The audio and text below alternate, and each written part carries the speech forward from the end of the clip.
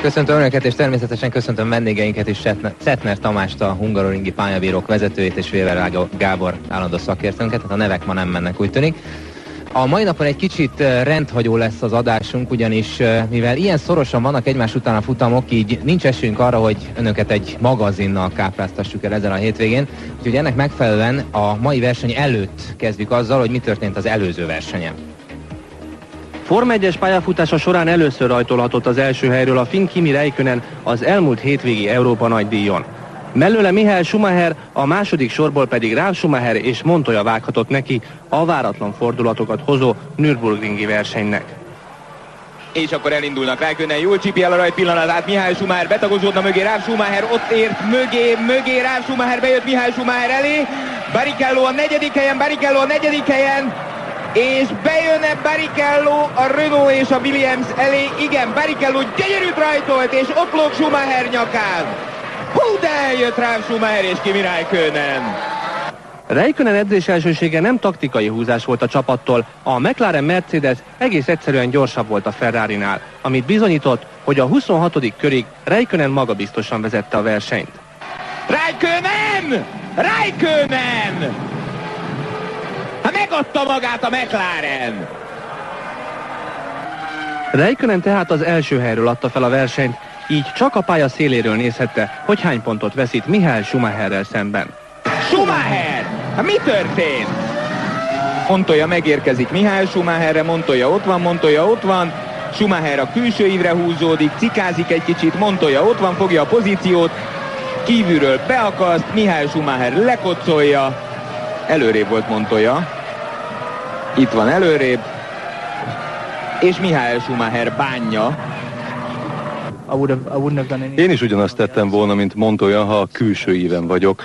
Boldogabb lennék persze, ha több helyet hagyott volna nekem, de nem az a munkája, hogy engem boldoggá tegyen.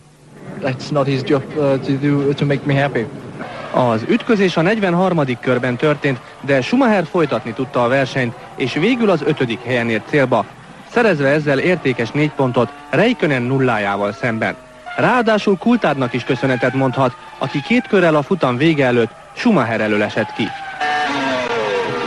És Coulthard! Hát megkajáltatta! Hát megetette Alonso!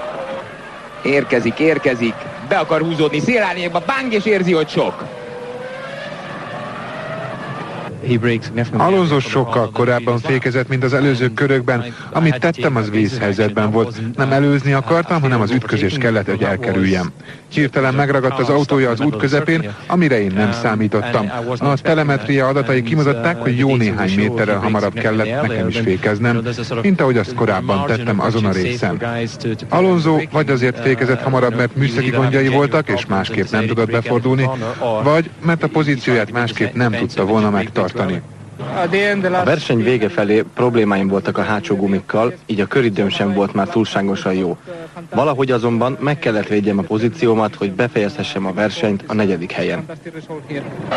Az Európa nagydíjat végül Ralf Schumacher nyerte csapattársa Juan Pablo Montoya és Rubens Barrichello előtt. Kezdjük egy kicsit a szubjektumokkal, én ott voltam a pályán a verseny alatt is. Amikor megtörtént ez az ominózus eset, akkor iszonyatos fújolás volt. Konkrétan nem akkor, amikor kicsúszott még Schumacher, hanem amikor visszatolták. Ugye általában azt szokták mondani, hogy az ember elkölcsi érzékét, azt mindig felejtsük akkor el, hogyha a jogról van szó. Úgyhogy most beszéljünk a jogról. Mi történt? Teljesen egyértelműen kijelenthető, hogy abszolút szabályos volt az az akció, amit a sportbírók elkövettek Schumachert segítve. A sportbíróknak kötelességük a veszélyes helyen tartózkodó versenyjárművet minél előbb eltávolítani a versenypályáról vagy annak közeléből. Általában ez a módszer a leghatékonyabb, hogyha a sportbírók kézi erővel eltolják, és az autónak jár még a motorja. Érdekes módon el tudom mondani, a Hungaroringen 1987 óta az egyik legfontosabb információ a sportbírók részéről, jár-e az autó motorja vagy nem. Ugyanis az autó önmagától újraindulni képtelen, a versenyző nem használhatja fel a tolást újraindításra, ez esetben kizárják, és ez valóban így van. Ha a tolás közben a amúgy leállt motor újraindul, egyértelműen kizárás a versenyző büntetés. 89-ben zárták ki Sennát, ha jól tudom.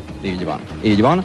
Esetünkben nem ez történt, Schumacher motorja járt, kérte a segítséget, ezt meg is kapta, és semmi probléma nem volt, tovább tudott menni. Egy szót szeretnék szólni az idegen segítséggel kapcsolatban. Arról még ne beszéljünk, megmondom miért ne beszéljünk, mert még látható az, hogy Schumacher integet, ő mint a szóvivője a versenyzőknek ezek szerint jobban tisztában volt a helyszínen a szabályokkal, mint maguk a bírók, nem? Hiszen ő már akkor integetett, amikor... Hozzátenném, hogy a versenyző maga kell, hogy jelezze azt, hogy mentést kér, azaz emelőgépet, egyéb ilyesmit. A versenyző önmaga szokta ezt jelezni, gondoljunk csak arra, landol az autó a kavicságyban, kormány le, versenyző kászálódik ki, és a mentőjárművek már a helyszínen is vannak, és kiemelik a kavicságyból a versenygépet. Nagyon sokszor lehet látni a belső kamerarendszeren, nem az élő tévéképekben, ugyanezt a módszert, amit Schumacher követett, integet a versenyző, hogy gyertek, toljatok meg, mivel borzasztó... Bocsánat, a Gábor is integet. Én is jeleztem, igen. Pont erre a belső kamerarendszerre akartam reflektálni. Tehát ez az, amit a pályabírók, a versenyigazgatók, a Tamásék, amikor bent ülnek és látják a belső zártlátórendszert. Nagyon sok ilyen esetet láthatok valóban, de nagyon ritkán kerül képernyőre, hiszen általában a mezőny végén fordul elő.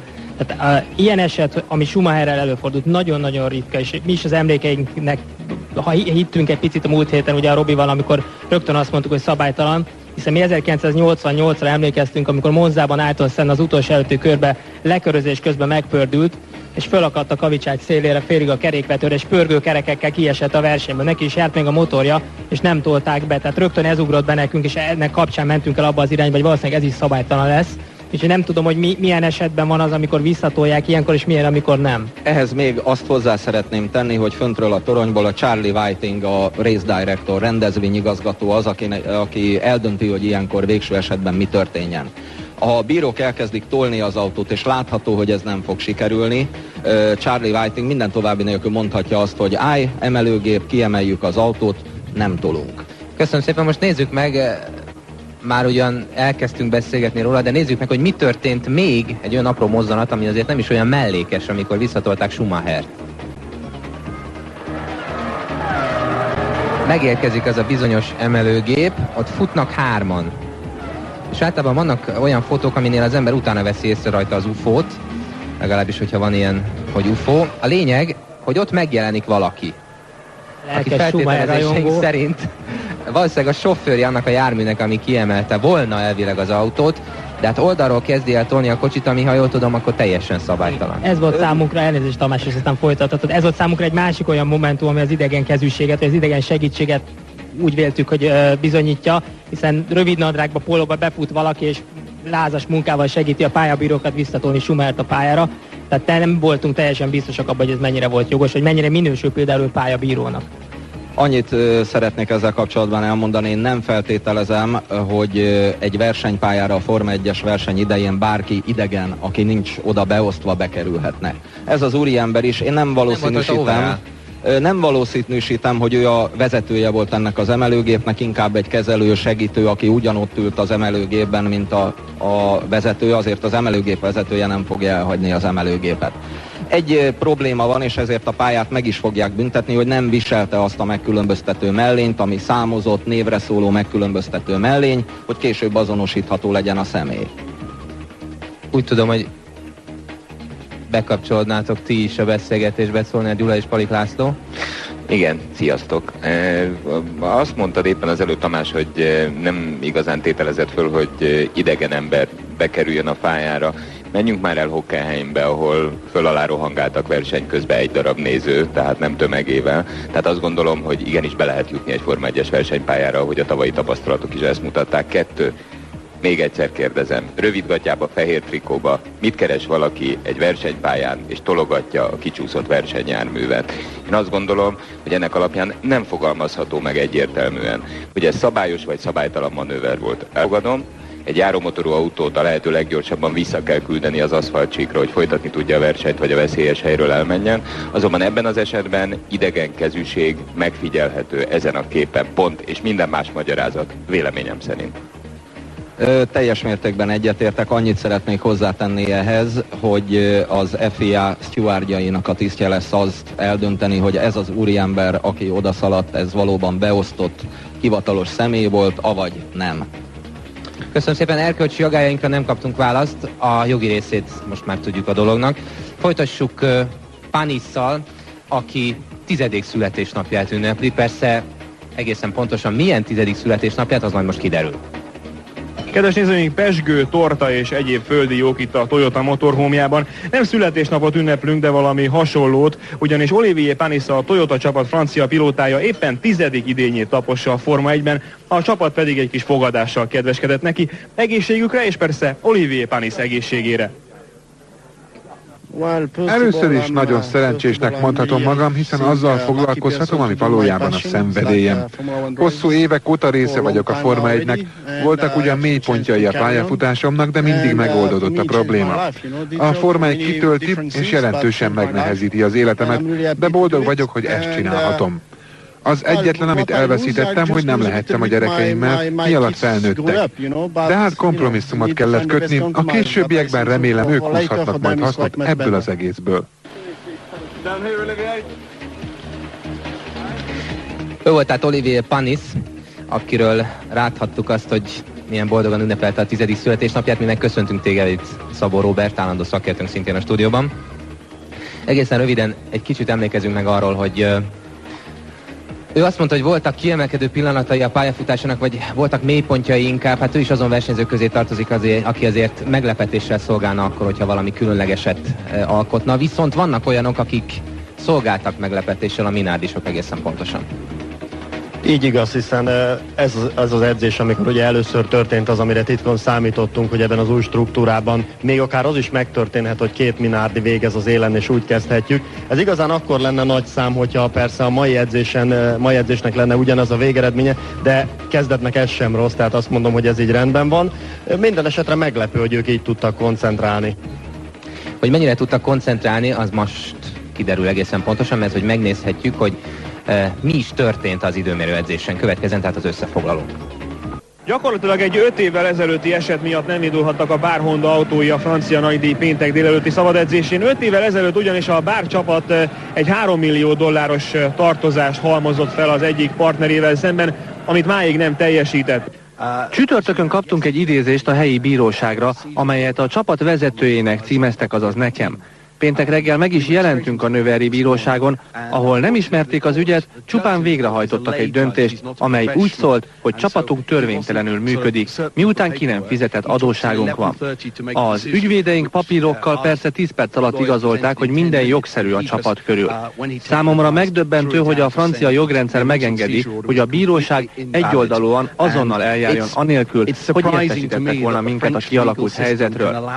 Az eset egyébként már hónapok óta húzódik. Egy francia cég ugyanis 1998-ban állítólag szóban megegyezett Craig Pollockkal, a csapat előző tulajdonosával, egy szponzori tevékenységről. Craig azonban tagadja ezt, azt mondja, ilyen megállapodás sosem volt. Úgyhogy nem marad más hátra, nekem kell megoldani ezt a helyzetet. A Bár Honda autói tehát elindulhattak a tegnapi kvalifikáción, igaz, a kamionokat az ügyvédek csak egy szűk órával az időmérő előtt nyithatták ki. Jenson Button csak a 19. lett, Jacques Villeneuve-nek viszont szerencséje volt, hiszen ő a mezőny második felével együtt már szárazabb pályán tehette meg körét. A kanadai a 6. időt autózta, a csapatfőnök Dave Richards pedig végre örülhetett is valaminek a tegnapi nap folyamán. A Magny-Cours pályát egyébként a tavalyihoz képest átépítették, a célegyenes előtti utolsó kanyarkombinációt megváltoztatták, nem csoda, hogy Mark Webber, a Jaguar pilótája ilyen elmélyülten tanulmányozta az íveket. Az ausztrál végül a 7. helyen zárta az első időmérőt. Viszonylag ritkán számolhatunk be a Minardi csapat sikereiről, most azonban itt az alkalom, hiszen a holland Jos Verstappen volt a leggyorsabb, és egy darabig úgy tűnt, hogy csapattársa Justin Wilson szerezte meg a második helyet. Aztán azonban kiderült, hogy autója 2,5 kilóval a minimális súlyhatár alatt volt, így elvették az idejét. A második leggyorsabb a Jordanes Ralph Furman lett, ez sem kis meglepetés. Rubens Barrichello csak a 10., míg a másik Ferrarival az 5-szörös német világbajnok Michael Schumacher a 11. lett. Ez volt tehát a tegnapi nap krónikája, igazán eseménydús napot zárhatunk, és abban egészen biztos vagyok, hogy ma is lesz miről beszélni. A szó a stúdióé.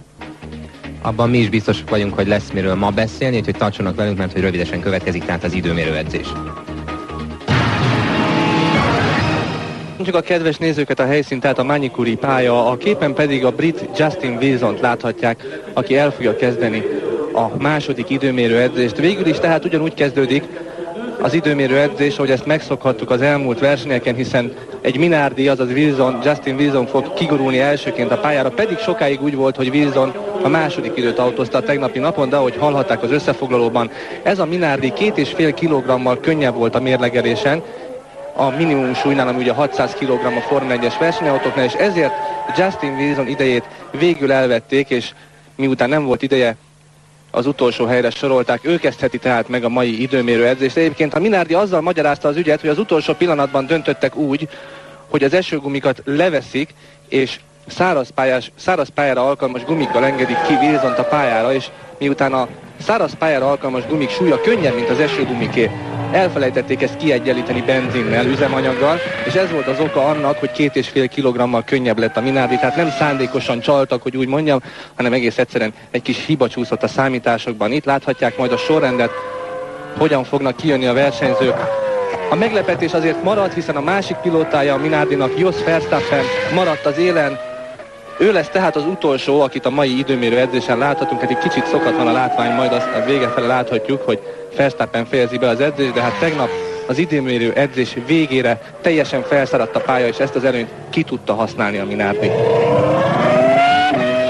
A 16 futamos Forma 1-es világbajnoki sorozat 10. állomásánál járunk, eddig 9 futamot bonyolítottak le, 58 ponttal Michael Schumacher vezet, 51 pontos Kimi Räikkönen, tehát kettejük között 7 pont a különbség. Ralf Schumacher fölkúszott a harmadik helyre, nem kicsit az előző nagydíjon aratott győzelmének köszönhetően, ő 43 pontot gyűjtött idáig, tehát 15 ponttal van lemaradva testvére mögött, miközben Justin Wilson megkezdte gyors körét. Juan Pablo Montoya, Ralf Schumacher csapattársa 39 ponttal, ottán a negyedik helyen, szintén 39 pontos a Renault kormányzó Fernando Alonso.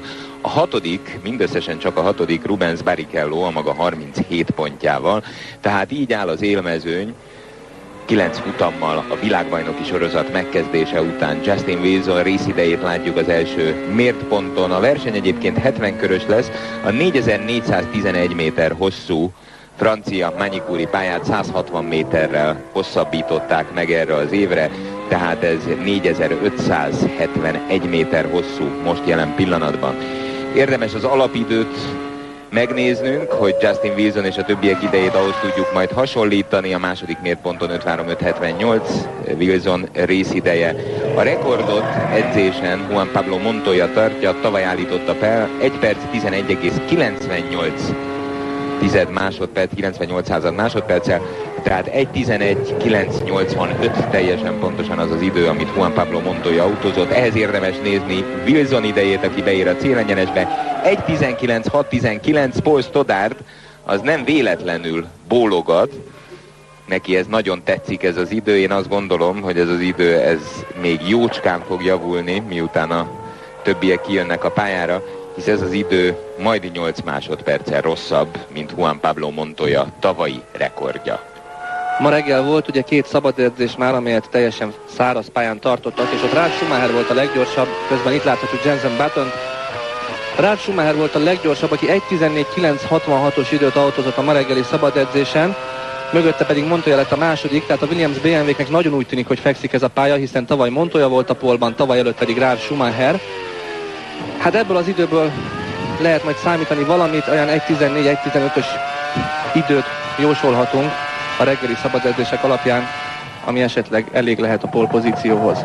Buttonnak ez a felvezetőköre még a hétvége eseményeihez tartozik, hogy a pénteki szabadedzésen a Ferrarit és Michael Schumachert megbüntették $10,000, mert a nyalókás ember, aki tudják azt a hosszú nyalókát tartja és engedi el a versenyzőt, az rosszkor intett Schumachernek, hogy indulhat, rosszkor emelte föl azt a táblát, és ezért Michael Schumacher a boxban neki ment Mark Webber Jaguarjának, amelynek le is tört az első vezetőszárnya, és ezért a hibás csapatdöntésért $10,000 büntették a Ferrarit, amely csapat a későbbiek folyamán elnézést kért a Jaguartól, emiatt a hiba miatt. Már majd 1,5 másodperccel gyorsabb Jenson Button az első mért ponton, hát nem csoda, Justin Wilson ideje ugyanis nem sok mindenre jó. Az előbb említett Montoya-féle rekordot, tehát azért nem nagyon valószínű, hogy el fogják érni, vagy túlszárnyalni emiatt a 160 méteres plusz hossz miatt, de érdemes látni a különbségeket, mert azért 160 méter nem oly sok, hogy az 8 másodpercnyi differencia legyen. ami Wilson és Montoya között tekinthető. Button nagyon szépen megy, már több mint 2 másodperccel gyorsabb, mint Justin Wilson. És ügyesen tereli ezt a már Hondát. A pálya jellegzetessége egyébként, hogy sehol van, ugyanis a neve pontosan Nevers-de-Magny-Cours, Nevers városa mellett található. Nevers a Forma 1-en kívül egyetlen egy dologról híres, a növeri vágásról. Még emlékeznek tulipános fanfan idejéből. Na ez a 2 dolog, ami a környéket jellegzetessé teszi. A növeri vágást azt elég rég nem láthattuk, Forma 1-et már egy évtizede látunk, viszont sem a pilóták, sem a nézők nem lelkesednek nagyon ezért a pályáért, mert tényleg a semmi kellős közepébe épült. Kis falvak veszik körül, de tökéletesen érdektelen a környezet. A pálya viszont rendkívül modern, jó a vonalvezetése, és nagyon ritmusos, tempós versenyeket lehet rajta autózni. A Renault-nak nagyon nagy előnyt biztosít ez a pálya, nem véletlen, hogy mondom, hisz Alonsói a következő kör lehetősége, hisz nagyon sokat tesztelnek itt a Michelin-nel együtt. Tehát a Michelinnek is tulajdonképpen ez a félhivatalos tesztpályája, ha mondhatom ezt. A Michelin egyébként főszereplővé vált jelen pillanatban a Forma 1-ben, ugyanis a Ferrari gyengélkedését, vagy a mezőny kiegyenlítettségét nagyon sokan a gumiháború eldőltével magyarázzák. Magyarán szólva, hogy a Michelin finoman szólva beleverte a földbe a Bridgestone-t, ugyanis a Bridgestone az elmúlt években szinte csak a Ferrarira fejlesztette a gumiait, és nem igazán kapott sok információt a többi csapattól, míg a Michelin az összes csapattal, amelynek gumit szállít, szoros, folyamatos együttműködésben van, és ennek a munkának úgy tűnik, hogy az elmúlt néhány futamra beért a gyümölcse, és nagyon nagy előnyre tett szert a Bridgestone gumiaival szemben. Sokkal jobbak a tapadásai ezeknek a gumiknak, sokkal tartósabbak a Michelin abroncsai, és ezért aztán jelen állapotában kiegyenlítettebbnek mondható a Forma 1 mezőnye, és nem dőlt el oly gyorsan a világbajnoki sorozat, mint ahogy mondjuk tavaly, hisz itt jelen pillanatban 7 ponttal vezet Michael Schumacher a világbajnokságban, míg ha emlékeznek rá, tavaly itt Magny-Coursban nyerte meg a világbajnoki sorozatot 6 futammal a világbajnokság vége előtt. Már majd fél másodperccel vezet Alonso Jenson Button előtt. Alonso ideje már lényeges információ hordozója lesz, ugyanis nagyon ismeri a pályát, a Renault mérnökei méterről méterre tudják ezt a pályát, és úgy tudják beállítani az autót az optimális teljesítményre. 1.17.077 Button ideje, ehhez képest lesz érdekes nézni Alonso idejét, aki érkezik be a célegyenesbe, az időeredménye 1.16.087. Hát a második szabad edzésen Ralf Schumacher volt a leggyorsabb 1.14.966-tal, tehát körülbelül 1 másodperc a különbség, viszont elképzelhető, hogy azon az edzésen Ralf Schumacher szinte üres tankkal produkálta ezt az időt, most pedig a versenyre optimalizált versenyautóval száguldott végig Alonso. Meglátjuk, hogy mire lesz jó ez az 1.16 körüli idő. A közeli képen lehetett látni, hogy közben Ralf Schumachert láthatják már, hogy a Renault nem lehet látni a szokásos reklámfeliratokat, itt a Magny-Cours pályán már él a dohányreklám, tehát a Ferrarik is tűzpirosak lesznek feliratok nélkül, és a McLarenek is. Él bizony, Gyula, a tilalma. A tilalma, igen. A dohányreklám tilalma. Úgy. Ralf Schumacher.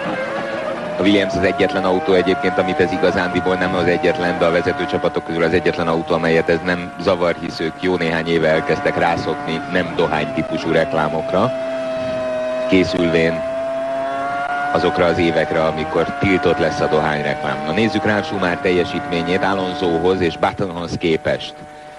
24.5.16 Alonso részidejehez képest Ralf Schumacher ideje 24.238, 278 ezred másodperccel az első mérponton már gyorsabb Ralf Schumacher. Ralf Schumacher 2 időmérő edzésen is diadalmaskodott az elmúlt néhány hétben, tehát azt hiszem az ő ereje és az ő produkciója az a továbbiakra nézve meghatározó lehet, ha csak valami probléma nem történik, illetve nem követel hibát. 51.099 Alonso részideje a második mérponton, Ralf Schumacher ideje ehhez képest, amikor odaér a mérőrendszerhez, már 653 ezred másodperc, pokolian gyors Ralf Schumacher. Lehet, hogy 1.15 körüli időt fog tudni repeszteni Ralf Schumacher, ami csodálatos eredmény lenne az időmérő edzésen. Érkezik a pálya utolsó szakaszához, itt jön a balos, és aztán a lenti kanyar kombináció a célegyenes bevezetés előtt 1.16.087. 1.16.087 Alonso ideje. Itt van a célegyenesben, Ralf Schumacher ideje 1.15.019, mondom én azt az 1.15-öt.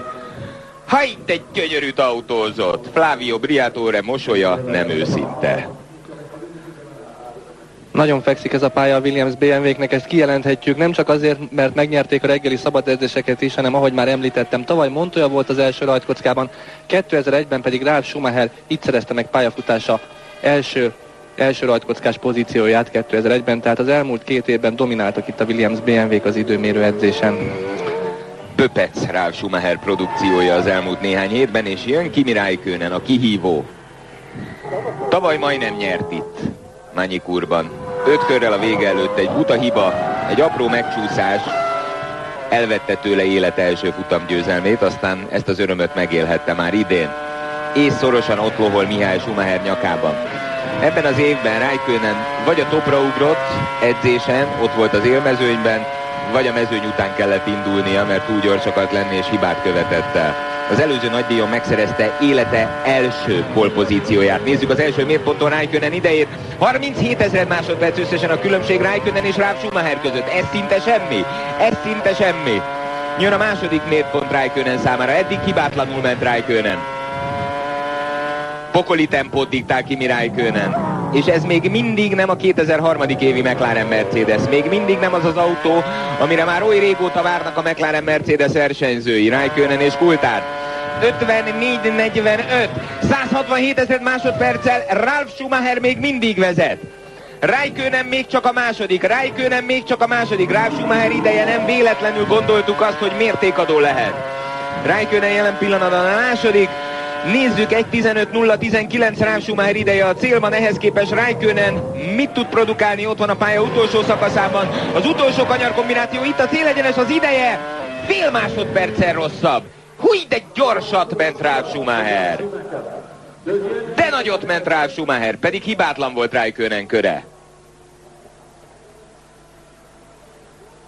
De oda talál most már ez a Williams BMW.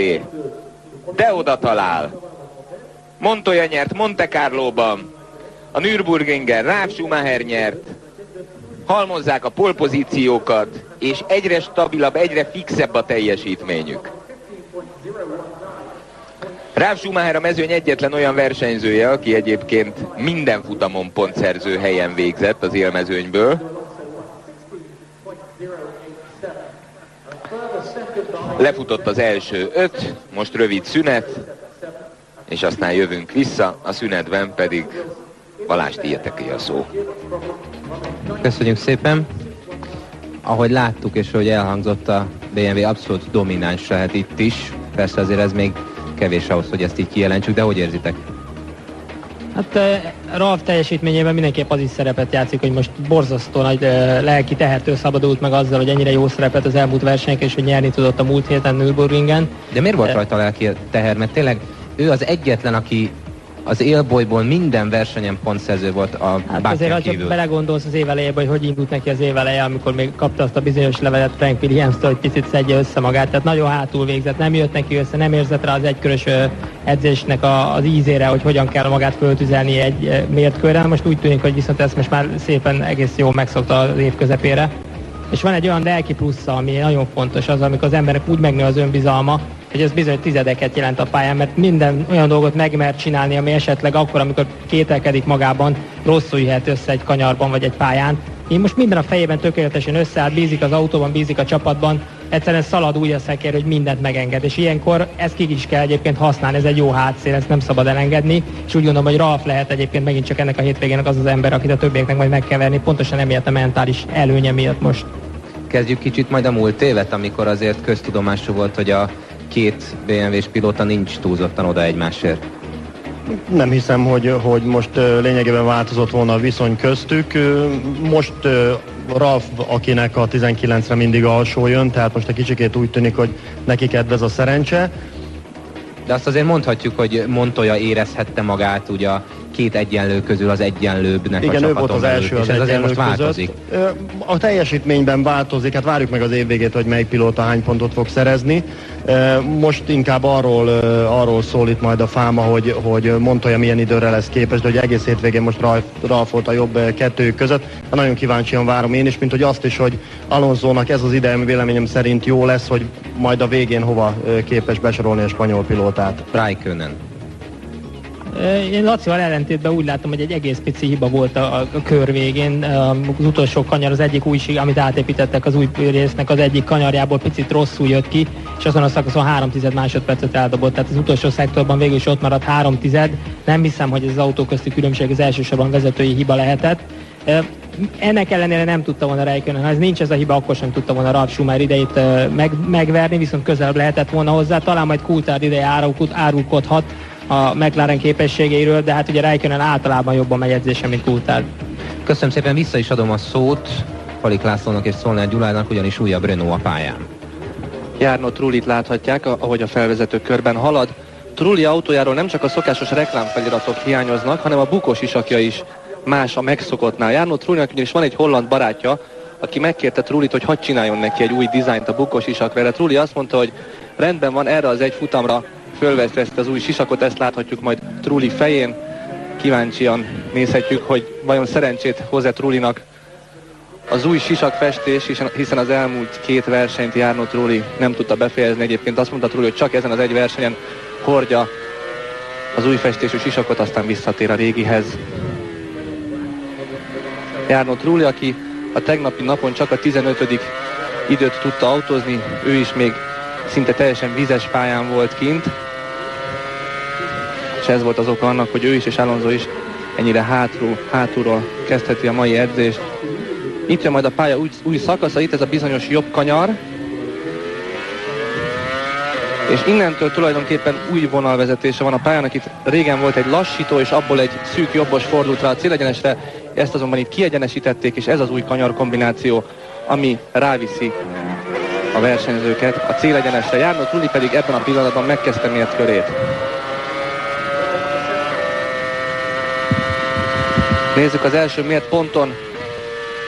Ralf Schumacherhez képest vajon mire lesz képes Jarno Trulli,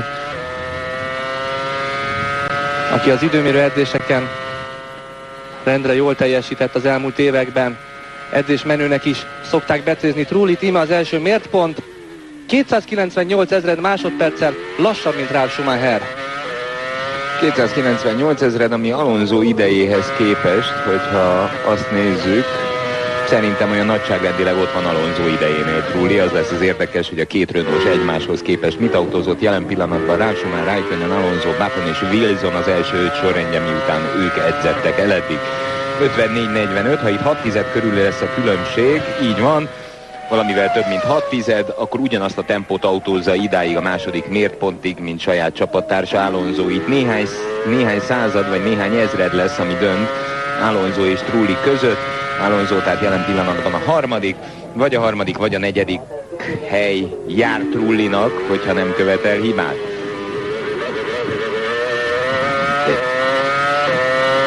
Hát ott a harmadik hely, mondom én, az 1 másodperc körüli hajszálak választják el, 948 ezred és 1,88 ezred Alonso időkülönbsége, tehát minimális a különbség a két Renault között. 500 lehet talán. Szépet autózott Trulli egy körön belül pokolian gyors. Itt láthatják most a sisakot közelről, ezüst-kék színű lett, itt pedig már Montoya. Juan Pablo Montoya szintén nyert futamot már ebben az évben, ahogy Ralf Schumacher az előző versenyen második lett a csapattárs mögött, azt megelőzően Kanadában a harmadik. Nem, negyedik lett. Ugye? Kanadában negyedik lett. Barrichello mögött jött be. Schumacher harmadik. Ralf Schumacher, Montoya és Alonso volt a negyedik. Egymás mögött jöttek be szorosan. Kanadában? Ne őríts meg. Harmadik lett. Harmadik lett, igen, akkor jól mondtam. Ott volt az, amikor centigre egymás. Igen. Ja, és ott puffogott, hogy miért nem előzte meg a Ralf Schumacher a testvérét, mert akkor milyen ügyes lett volna ő. Na nézzük, Montoya mit tud produkálni az első mérponton. 24-2-38 Ralf Schumacher részideje. Igen, és 115 000-tel lassabb a csapattárs. Itt van már Ralf Schumacher, és nézi az eseményeket. Thyssen úrral, a BMW motorfelelősével együtt követi figyelemmel Montoya produkcióját. Szerintem azt érzi, hogy Montoya lehet egyedül veszélyes rám, Montoya hatalmas tempót diktál, de az első részidő azt mutatja, mert az 1/10, valamivel több mint 1/10 azért elég sok, hogy Ralf Schumacher jobb. 54 000, összekapta magát Montoya. Na lássuk az utolsó szekciót. Tud-e még hozni 55 000-et? Mert akkor befér Ralf Schumacher elé. Itt a pálya utolsó szakasza, jön a jobb, aztán a bal, és aztán az utolsó kanyar kombinációból a célegyenes. 1.15.019 itt a célegyenes, megvan-e Montoyának? 1.15.136 a második. 117 000. Patrick Head örül és tapsol, Ralf Schumacher örül, nem ugyanannak. Szereti ő Montoyát, szereti, csak nem annyira. Jó érzés az, amikor az ember azért megveri a csapattársát. Az úgy biztosítja a helyét. És utána úgy, hogy megverte és bejön és gratulálhat neki, hogy milyen gyors volt. Pláne, hogyha figyelembe veszik, hogy Ralf Schumachernél ugye annyira rossz volt az évkezdet, főleg itt az időmérő edzésekre gondolunk, hogy szóba került az is, hogy Giancarlo Fisichella esetleg jövőre átszerződik a Williams BMW-hez Ralf Schumacher helyére, közben már Coulthard a pályán. De hát azt hiszem, az elmúlt versenyeket tekintve, ha figyeljük Ralf Schumacher teljesítményét, akkor itt nem kérdés, hogy nagyon magára talált a német. Coulthard pedig már gyors körön. Räikkönen a csapattársa jelenleg a harmadik, fél másodperc hátránya a Ralf Schumacherrel szemben.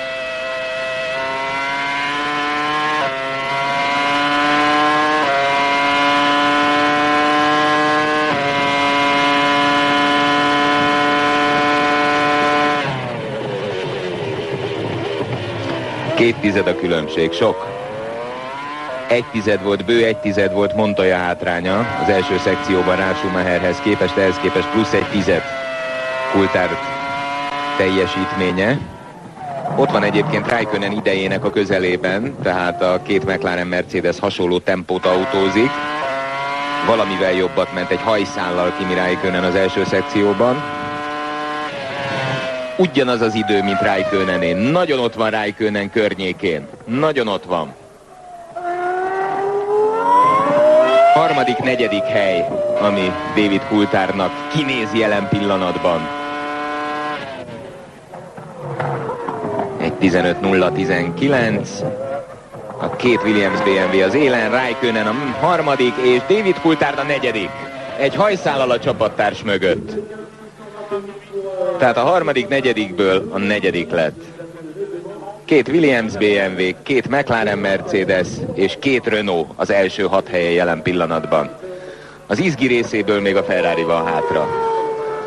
Meg még egy autó, szerintem az idén szárnyakat kapott Jaguar Mark Webberrel, az még egy érdekes dolog tud lenni. De azt nem hiszem, hogy az elejébe bezavar. Fura lesz az időmérő edzés, mert a vége lesz az unalmasabb, amikor majd jön Heidfeld, Förmen és Verstappen a végén. Itt a közepet táján most még jön Schumacher és Barrichello, először Fisichella, majd Schumacher és Barrichello, és utána valóban Webber még a Jaguárral azért odaférhet az első 6-8-ba. Itt van Giancarlo Fisichella.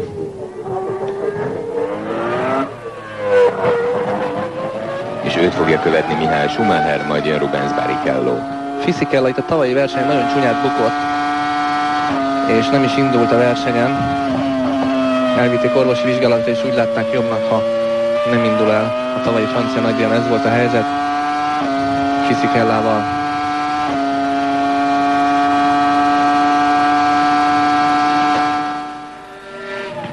Na nézzük rá Schumacher részidejét. Ahhoz képest egy gyenge, majd másodperc a különbség.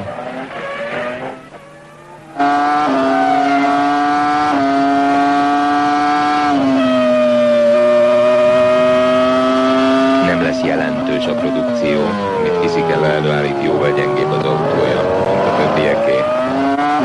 És az első szekcióban már 1 másodperc volt a különbség Ralf Schumacherhez képest. Innen is látszik, hogy Ralf Schumacher ideje nem egyszerű. Ez már 2, ami másodpercben mérhető. Küzdfizikella látszik. Dolgozik keményen, de ez az autó, ez jelen pillanatban erre képes.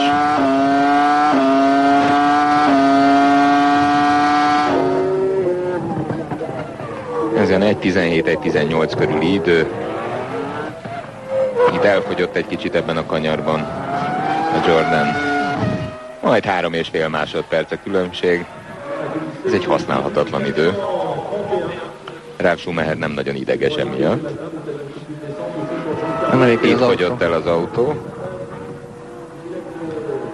És aztán itt már magára talál, de hát esett kell, viszik el, lehet látni, hogy csúsztatja az autót, hogy nagyobb lendülettel tudjon érkezni. Nem elég, hogy gyengébb a Jordan, de ugye még Bristol gumik is vannak rajta, amely ezen a pályán hátrányt jelent. Hát ahogy most elnézem, Gyula, ezen a pályán is. Na nézzük Michael Schumachert. Ő az, aki még ebbe a meccsbe igazán keményen bele tud szólni. És sok minden el tud most dőlni a következő bő 1 percben. Érkezik Schumacher, és kezdi meg a gyors körét. Lássuk, hogy a világbajnoki pontverseny élén álló 5-szörös világbajnok mire képes a Manicuri aszfaltcsíkon. A saját testvérével, illetve Juan Pablo Montoyával, valamint a 2 McLaren Mercedes-szel szemben. Korai volt-e leírni a Ferrarit és Schumachert, vagy képes meglepetésre és csodára az 5-szörös világbajnok? 51 000 másodperc az előnye Michael Schumachernek. Hát képes az mindenre. Hát képes az mindenre. Tavaly itt lett világbajnok. Na nézzük a második mért pontot. Ez egy idegrendszer. Ez meg egy autó. 54-45, már 3/10 a hátránya. Hát mit művel ez a 2 Williams BMW? Úristen, úristen, 3/10. Hát az nagyon sok. Hát lehet, hogy a 3. hely sincs meg neki, ha így folytatja. Érkezik az utolsó szakaszhoz, itt a célegyenes, és az idő eredménye a 3. helyre jó. Nincs benne az első 2 sorban Michael Schumacher. Megint a 2 Williams BMW a topon. Räikkönen a 4., Coulthard az 5. és Ralf Schumacher, illetve csapattársa Juan Pablo Montoya az első sorban.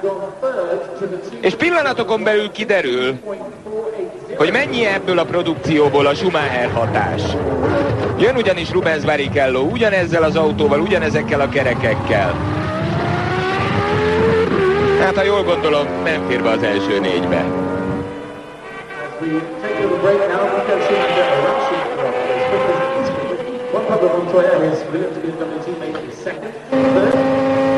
Michael Schumacher a képen, a szó pedig a tiétek, Balázs. Köszönjük szépen. Szóval Schumacher faktor. Igen, hát nehéz most bármit is mondani, pont Barrichello következik, tehát rögtön lelőné a poént, hogy te valamit itt megpróbálnánk jósolni. Én azt mondom, hogy a Schumacher faktor az most annyit ért, hogy minimálisan a 2 McLaren elé behozta a Ferrarit, láthatóan gyengébb gumiteljesítménnyel, és az is látható volt, visszaigazolást nyert, hogy bődületes erő van a BMW motorokban, és szinte mindenféle erőlködés nélkül és szenvedés nélkül sikerült a 2 Williams-es pilótának odalőni magát az érre. Hát igen, most a többi pilóta fogja megválaszolni azt, hogy amelyik csapatból eddig egy-egy versenyző ment, hogy az a teljesítmény hova lesz jó, illetőleg most már majd azt is lehet sejteni, hogy holnapi napon körülbelül ki milyen üzemanyag mennyiséggel fog pályára lépni. A versenyeken azt rebesgetik, hogy a Bridgestone és a Michelin közötti fejlődés az nem annyira egyenletes már. Tehát a Michelin el tudott húzni a Bridgestone-tól, és ez tulajdonképpen másodperceket jelent, tehát a Ferrari azért jó már, mert ezekből a másodpercekből, amivel kevesebbet tud a gumi, ebből tud annyit ledolgozni, hogy még így is ott van. Igen, valahol az igazság az így hangzik, tehát a Michelinnek minimum egy 5 másodperces előnye van tapadásban a Bridgestone-hoz képest, hogyha ezt az 5 másodpercet most levonnánk Schumacher köréből, akkor pole pozícióban lehetne, tehát a Ferrari még mindig egy nagyon jó konstrukciójú autó, de a Bristol gumik nem képesek a Michelinnek a tapadását, és a Michelin hosszú távon nyújtott tapadását hozni. A Bristol most nyilvánvalóan egy hátrányban van. Kíváncsi vagyok, mikorra fogják ezt ledolgozni egyáltalán. Az idén az év végéig le tudják-e dolgozni, vagy ez már a jövő év zenéje lesz. Mert hogyha így marad, akkor például a Schumachernek a világbajnoki címe az nagyban a Bristol gumikon múlhat. Konklúzió, jó ez a szerződés a Ferrarinak a Bridgestonnal, illetve nem volt elhamarkodott például a 2006-ig aláírt szerződés az egész csapattal? És mondjuk most nem feltétlenül Schumacherre gondolok. Eddig jó volt ez a szerződés, jó még most is, hiszen a konstruktőrök versenyében és az egyéni versenyben is Schumacher vezet. Ezért kérdeztem el, hogy 2006-ig, mert ugye... Ez most egy kis hullámvölgy, hát ott is nagyon jó szakemberek dolgoznak a Bridgestonnál természetesen. Most a Michelinnek fut a szekér, és a Michelin taktikája, vagyis az a munkastruktúrája látszik beválni, hogy ugye több csapat véleményére is hallgat, még a Bridgestone ugye jól láthatóan és jól érzékelhetően kifejezetten csak a Ferrari-ra fejleszt, velük dolgoznak együtt. Ez érdekes lehet, és még ha már a kontrasztról beszélünk, közben Rubens Barrichello már elindul a felvezető körére. Tehát ha már a kontrasztról beszélünk, ugye emlékezünk egy évvel korábban, már ugye akkor sem Michael Schumacher, hanem Montoya szerezte meg a pole pozíciót, de a hétvégén Schumacher világbajnoki győzelmét ünnepelhetük. Kontraszt ez abból a szempontból, hogy közeledik a hungaroringi verseny, és ennél jobban fokozni az izgalmakat szinte nem is lehetne. Ez így van, viszont tavaly még nem volt ilyen nagy különbség a két gumigyártó között, legalábbis azt mondják. Vissza is adnám a szót akkor Palik Lászlóéknak. Köszi. Itt pedig már Rubens Barrichello, még egy mondattal visszatérve, amiről beszéltetek.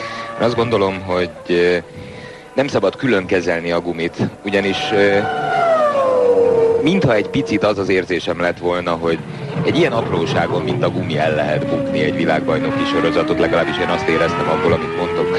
Ma már a Forma 1-ben azt mondják, hogy 3 alapeffektus az, ami meghatározza a Forma 1-es produkciót: a motor teljesítménye, a karosszéria miben léte, és a gumi a harmadik, de ugyanolyan fontos, mint mondjuk a motor teljesítmény, vagy mint mondjuk a szélcsatornában kitervezett Forma 1-es sasszé. Magyarán szólva, én azt gondolom, hogy valamikor el kellett jönnie annak, hogy valamelyik részegységet előállító szervezet az előnyre tesz szert, mert a Ferrari az elmúlt 1-2 évben tökéletes volt, és hiba nélküli. Valahol már ki kellett ennek egyenlítődnie, mert ha nem egyenlítődött volna ki, akkor szerintem 100 milliók roskadtak volna tetszhalóti alvó állapotba 2 hetente hétvégenként, amikor Forma 1-es verseny volt. Ne pokol ilyen unalmas kezdett lenni a Forma 1 attól a hegemóniától, amit ezek a piros autók produkáltak.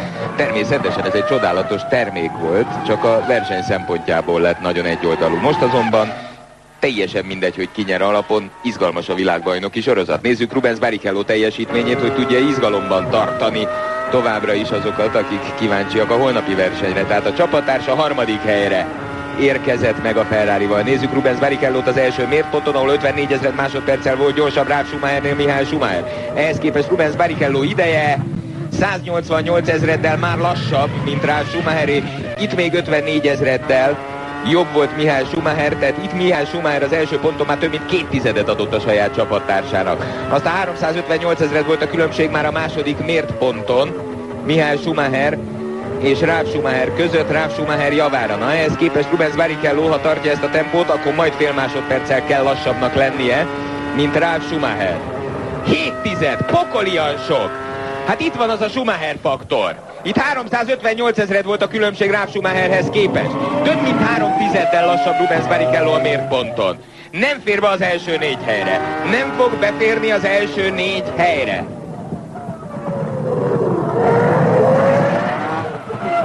Érkezik a célegyenesbe. Sehol nincs. A 8. Nem csoda, hogy nincs szerződése 2006-ig. Ralf Schumacher. Hát ez meg mit keres itt? Volt a szemére írva. Húj, de gyenge. Nem hibázott, csak lassú volt. Jelen pillanatban Ralf Schumacher vezet, Juan Pablo Montoya a második, Michael Schumacher a harmadik, Kimi Räikkönen a negyedik, David Coulthard az 5., Jarno Trulli a 6., Fernando Alonso a 7., Rubens Barrichello a 8., Jenson Button a 9., Giancarlo Fisichella a 10., Justin Wilson a 11. Barrichelloval kapcsolatosan, miközben Damattát láthatják, már olyan elvadult hírek keltek szállna, hogy Barrichello 2004 végén ugye nem kap szerződést, helyére szeretnék Felipe Massát hozni, a tesztpilótát. Szeretnék előléptetni versenyzővé, Barrichello-t meg valóban elpaterolnák a csapattól, mondjuk a Sauber istálóhoz. Ragaszkodnak a brazilokhoz, csak nem biztos, hogy pont Barrichello lesz az, aki 2004 után ezt a Ferrarit vezetni fogja. Cristiano de Matta, a tavalyi kártbajnok. Fél másodpercet kap. Fúj, de nagyon ment rá Schumacher a többiek időeredményét nézve. Itt az első és második szekciók között olyat ment rá Schumacher szerintem, ami erre ők se gondoltak.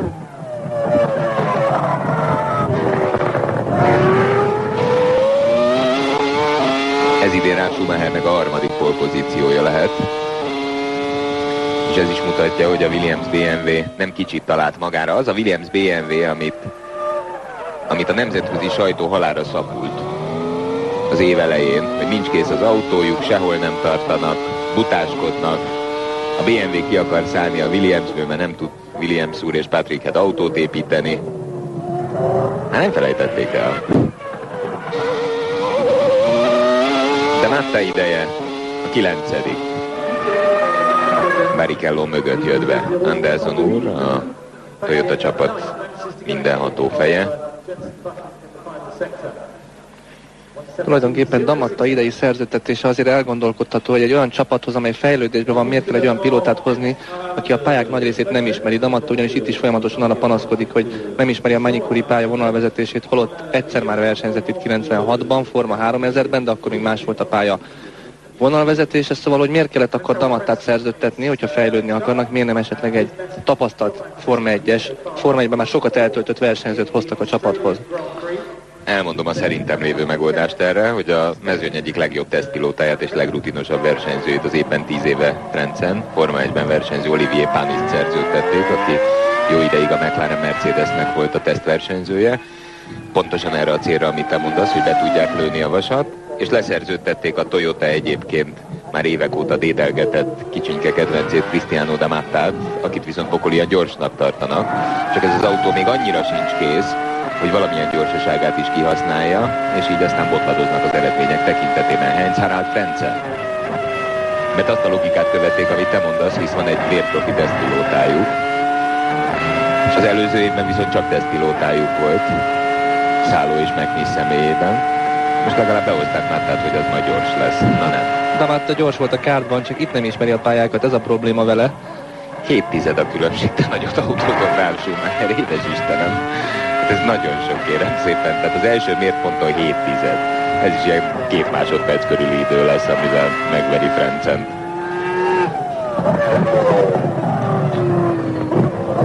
Frentzen volt tegnap az a versenyző, akinél már jelentősen érzékelhető volt, hogy szárad a pálya.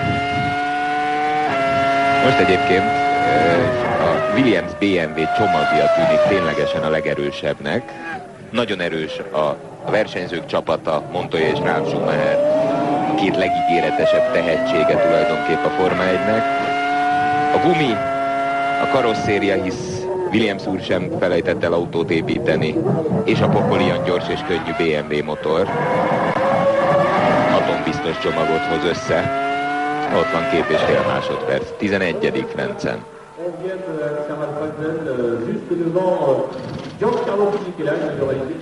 Hát ez is egy nagyon buta eredmény.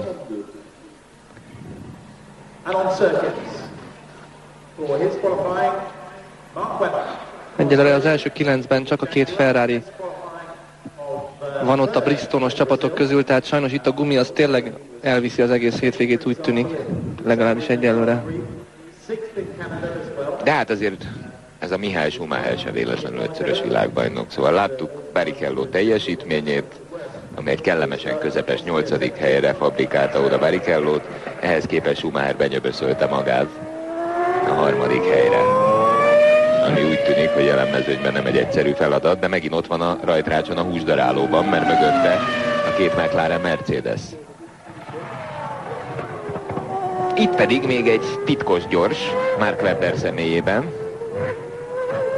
Nézzük, hogy ezzel a csudaszép zöld Jaguárral mire képes Mark Webber. A Jaguar is nagyon sokat fejlődött ebben az évben, Mark Webber pedig nagyon gyors, nagyon gyors. Nem tudta megvillantani oroszlán körmeit a Minardinál. Ez egy oroszlán csapda. Ebben az évben azonban már produkált meglepetést. Na nézzük az első részidőt. 6/10.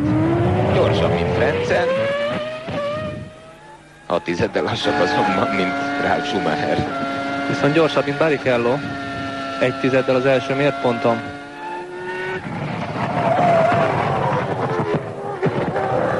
Ne őrítsél már meg, Gyula. Barrichello itt még csak 2/10-del volt lassabb, Ralf Schumachernél 4/10-del lassabb, mint Barrichello az első mértponton.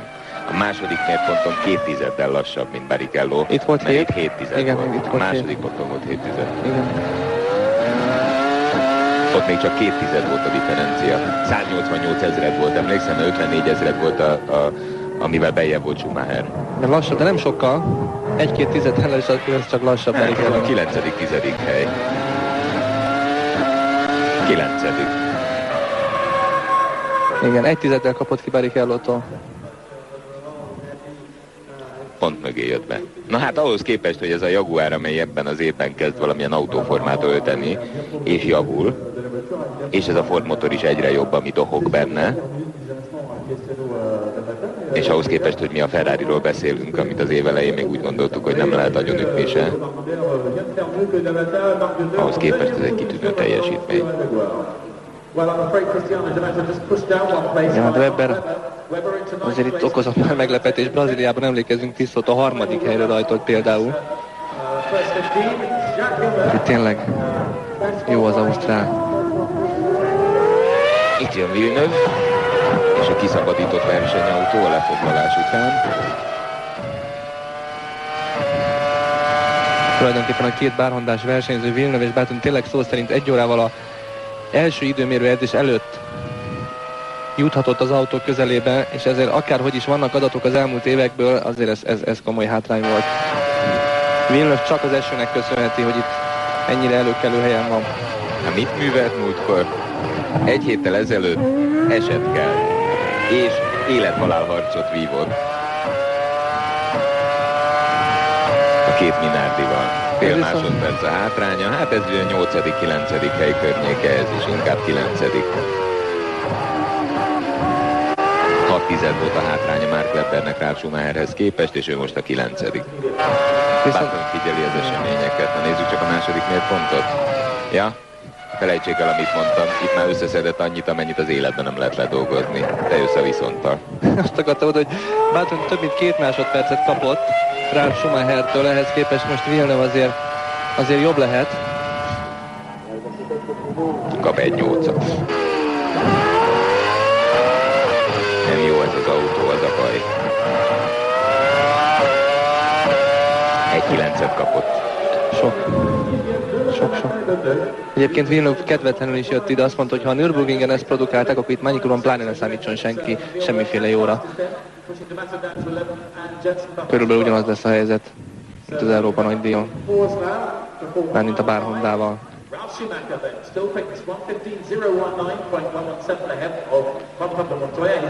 Jön még Pizzonia és Panis. Villeneuve volt a 15., tehát még hátra van Pizzonia, Panis, Heidfeld, Förman és Verstappen. Tietek a szó, Balázs. Köszönjük szépen. Várhattuk azt, hogy itt beleszól valaki? Én egyedül Webberre vágytam, vagy reméltem, hogy hát ha ő, de kit vártatok ti? Barrichello-t elfelejtett, ő nyitotta a sort, ugye Barrichello-tól... Lehet, hogy nem csak én felejtem őt el már. Barrichello-t azért várhattuk volna, hogy beleszóljon az első 8 folytatott küzdelembe, 8 helyezésre folytatott küzdelembe. Ennek ellenére azért azt mondom, hogy Barrichello ennyivel nincs emelve Schumachertől, tehát egy eltérő taktikát feltételezek náluk, mindenképpen Barrichello valamennyivel több üzemanyaggal lehetett úton, de nem volt egy jó kör, tehát szemben láthatóan nem igazán kockáztatott, ezért is feltételeztük egyébként ezt a több üzemanyag mennyiséget, mert az egy nehezebb autót picit nehezebb is pályán tartani, és fölösleges kockáztatni vele. Holnap az egy jobb pozíciót jelentett később, hogy esetleg egy kerékcserével kevesebbet terveznek. Ugye Mark Webber volt a másik, aki a hétvége során autózott már a Renault-kal azonos időket, és tőle várhatunk volna egy kicsikét huszárosabb hajrát itt a végén, de itt megint csak a taktikához kell visszakanyarodni, hogy nem tudhatjuk, hogy holnap milyen üzemanyag mennyiséggel áll majd rajthoz, illetőleg mi volt most az autóban. Hát most anélkül, hogy bárkinek a rajongói táborát is megsértenénk, ugye a futottak még kategória következik most a kicsikét fejreállt kvalifikációs edzésnek köszönhetően, ugye az utolsó 5-ös. Nagy csata ez is, hogy a végén ki hova fog tudni besorolni, és ugye főszerepben Jos Verstappennel. Nagyon csúnya, amit kérdezek, de régóta a nyelvemen van, hogy Villeneuve-öt nevezhetjük most már ilyen megélhetési autóversenyzőnek? Ahhoz képest egész jól megél belőle, hogyha ennek akarjuk nevezni. Végül is megverte Buttont. Az kör második... És ez elég? Egy világbajnoknak elég? Nem elég, de hát hogyha megnézzük azt, hogy Villeneuve hány és milyen éven van túl a Bár Hondánál, illetve hát előtt ugye nem Honda volt a motor, de tulajdonképpen végig szenvedte a Bár megalakulása óta az összes évet, és mindig az volt az ígéret, hogy na majd jövőre összekapjuk magunkat, ezt az évet ki kell valahogy bekelni, csak most már sokadik évét bekelik, és most már eladhatatlan. Hát eladhatatlan, meg hát bele is fásult egy picit. Robi? És ugye még hozzákapcsolódóan az, hogy még a többi pilóta, hogy aktivizálja magát a sport körül, ő azért szakít arra időt, hogy most már az étterem láncának 8. tagját nyitotta meg, és San Joséban volt a legutóbbi megnyitó, és ezért gondosan fordít arra időt, hogy a megnyitó, illetőleg az azt követő 1-2 nap bulizásain végig ott legyen, tehát azért ő megpróbálja úgy a versenyzői népszerűségét kiterjeszteni. Plusz hogy még a webdesign, ami a hobbija, abszolút, tehát természetesen, igen. Tehát végül is akkor szereti ő az autóversenyzést, szereti mind a hobbiait. És akkor vissza is adnám a szót, mert hogy a másik Jaguar Pizzoniával a nyergében már is kifelé halad.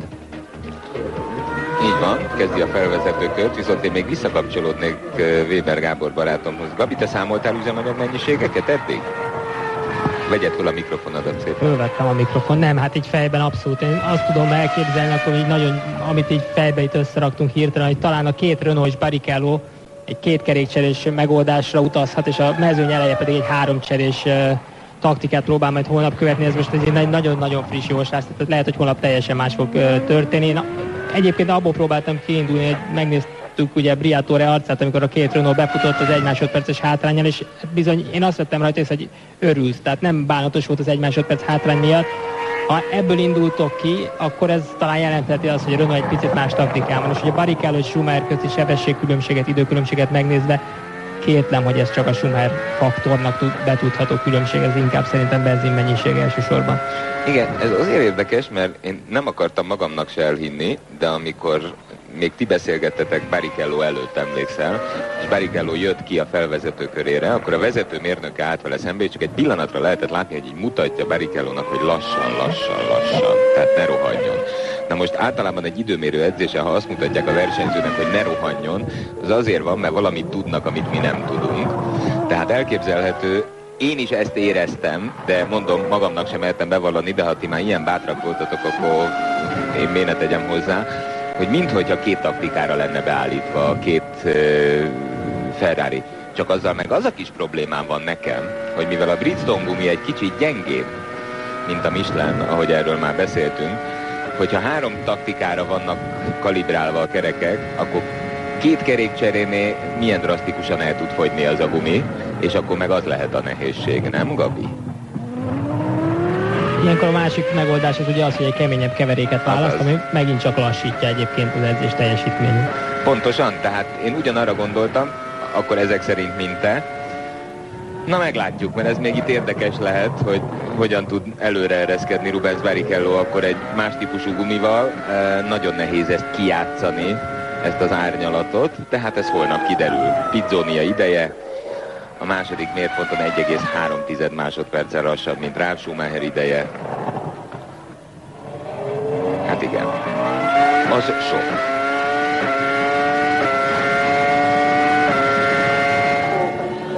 Érkezik a pálya utolsó szakaszához Pizzonia.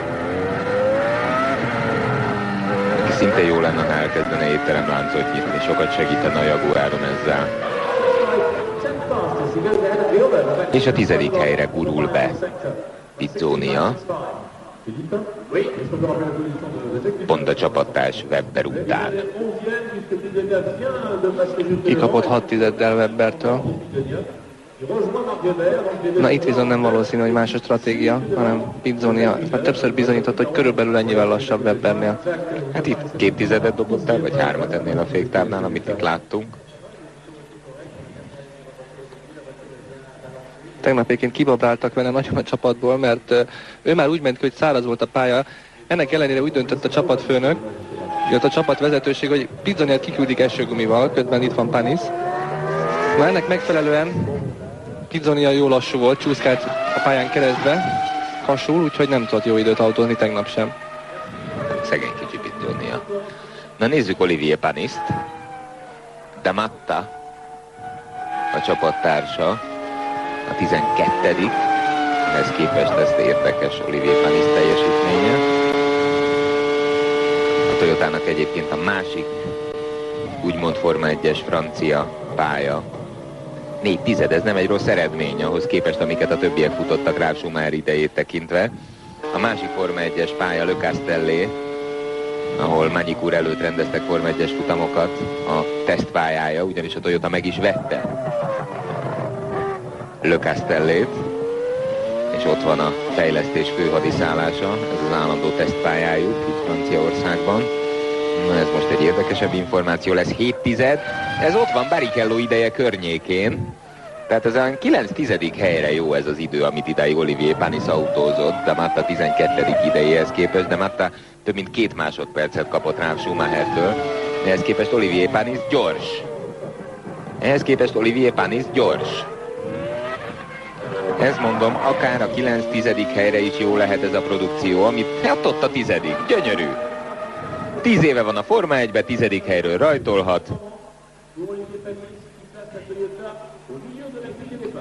Mark Webber magasodott ott ki a boxban.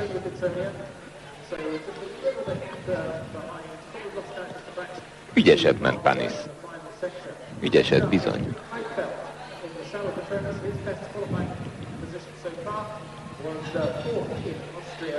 Az első 13 helyen Michelin-es pilóta van, kivéve hogy a 2 Ferrarit és Villeneuve-öt. Ő az egyetlen, még a Bristolusok közül, aki azért akármilyen elfásult is itt valahogy odatolt azt a bárhondát nagy nehezen, hogy a rajtrács közepe felé. Heidfeld. A másik Sauberrel. Csapattársa Heinz Harald Frentzen jelen pillanatban a 15. helyen pihen. Az elmúlt 1-2 évben a legcsodálatosabb privát produkciót a Sauber csapat nyújtotta. Szinte mindig ott voltak pontszerzőhelyen, 4.-5. helyen a világbajnoki sorozatban, ehhez képest erre az évre, mintha elfáradtak volna. Vagy túl nagy lett a nyomás az élen a gyári csapatok által, túl nagy az a produkció, amit az élmezőny produkál, és ha nincs gyári támogatás, akkor ez az eredmény. És bizonyítja ezt, hogy egy privát csapat már szinte nem tud megélni a Forma 1-ben, több mint fél másodperc a hátránya Nick Heidfeldnek Ralf Schumacherhez képest. Hát ez 10 kívüli időt sejtett. És Nick Heidfeld is szeretne már váltani, mert úgy érzi, hogy sok neki az az idő, amit eltöltött itt a Sauber istálónál. És kacsingat David Coulthard állására. Sokan azt mondják, hogy szeretne a régi csapattárshoz, Kimi Räikkönenhez csatlakozni egy ízig-vérig német támogatott egyesületnél, hisz a Mercedes elég erősen van jelen a McLaren életében, és Nick Heidfeld Németország egyik nagy ígérete a jövőt tekintve, hisz még most is nagyon fiatal. De nagyon gyenge ez az idő. 15. a hely. Frentzen helyére ugrott be, ugyanazt tudja a 2 Sauber. Heidfeld 15., Frentzen 16. Heidfeldnek előbb-utóbb valamilyen szinten össze kéne, hogy kötődjön a pályafutása a Mercedes-szel, mert tulajdonképpen Nick Heidfeld a Mercedes gyár saját nevelésű versenyző. Egész kiskora óta nevelgetik Heidfeldet, a Mercedes támogatta őt a német Forma 3-as bajnokságban, majd később a Mercedes junior csapatnál versenyzett a nemzetközi Forma 3000-es sorozatban, és sorra nyerte a bajnokságokat. Úgyhogy a Mercedes azért nem vette le teljesen a kezét Heidfeldről, úgy jegelik a Forma 1-ben, ott van egy kis csapatnál, és várják, hogy mikor tudnak neki esetleg helyet adni. Thurman a képen. Hát és hozzá kell tenni, hogy a Sauberhez is úgy került, hogy a Sauber abban az időben Mercedes támogatott csapat volt, hisz a Mercedes a Forma 1-ben a Sauberen keresztül lopakodott úgymond vissza, hisz ő szállította Sauber úrnak a motort, sőt, Sauber úr azt nyilatkozta nemrégiben, hogy a Mercedes tolta őt be a Forma 1-be, mert ő nem akart soha a Forma 1-be versenycsapatot indítani, neki nagyon jó volt a sportprototípus világbajnokság, a 24 órás Le Mans-i küzdelmek és társai, és a Mercedes addig-addig nyomorgatta, amíg beadta a derekát és fölépítette a Sauber tímet, és azért nem Mercedes lett akkor a csapat neve, hanem az ő nevét viselte a Forma 1-es istáló, mert a Mercedes nem akart nyílt sisakkal megérkezni a Forma 1-be, és akkor, amikor már kikísérletezték a motort, a technikát, és úgy érezték, hogy érettek rá, akkor fogták magukat és leszerződtek a McLarennel. Tulajdonképpen a Sauber úron keresztül lopakodtak vissza a Forma 1-be, aztán szegénykémet ott hagyták motor, még minden nélkül. Már mostanában megint szó van arról, hogy esetleg jövőre a Sauber ezeket a régi Ferrari motorokat majd esetleg lecseréli és Merciket kap, vagy Mercedes motorokat kap. Hisz most a Ferrari előző fejlesztési motoraival versenyzik Peter Sauber istálója, itt van Ralph Thurman, és a körének a vége.